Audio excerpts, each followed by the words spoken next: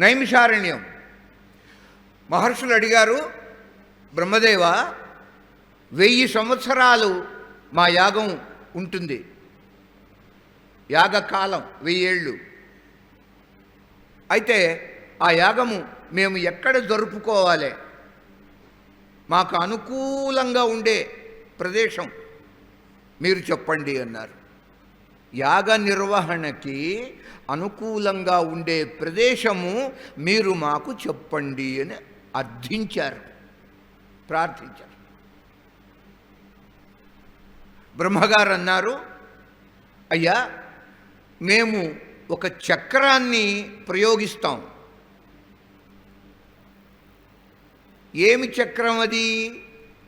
లోకంలో మన కంటికి కనిపించేటటువంటి చక్రాలు కాదు, అది మనోమయ చక్రం, మానసికమైన చక్రం.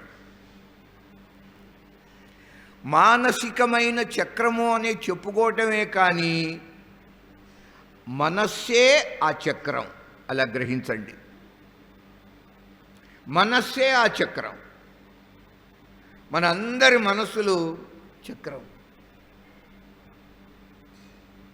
బ్రహ్మదేవుడు అన్నాడు, అలా మేము చక్రం వదిలిపెడతాను నేను. మనోమయ చక్రం అది దొర్లుకుంటూ పోతూ ఉంటుంది.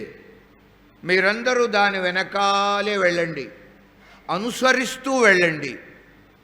ఎంతవరకు అది వెళితే అంతవరకు. ఎక్కడ ఆ చక్రము దొర్లుతూ ఏ ప్రదేశంలో పడిపోతుందో, కింద విరిగిపోతుందో, భగ్నమైపోతుందో, ఆ ప్రదేశము మీ యొక్క తపస్సుకి, యాగానికి మంచిది, అనుకూలమైనది. అలా అని బ్రహ్మదేవుడు మనోమయ, చూడండి ఎంత గొప్ప మాట, అలాంటిది గ్రహించాలి. కథలో వేదాంతం ఉంటుంది, దాగి ఉంటుంది, ప్రక్షిప్తంగా నిక్షిప్తంగా ఉంటుంది. దానిని గ్రహించాలి. భాగవత కథ ఎవరికండి తెలియదు లోకంలో? ఏమాత్రం కొద్దిగా భక్తి ఉన్నా కూడా వారందరికీ భాగవత కథ తెలిసిందే. కథ కాదు, కథలో ఉన్న ఆంతర్యం, తత్వము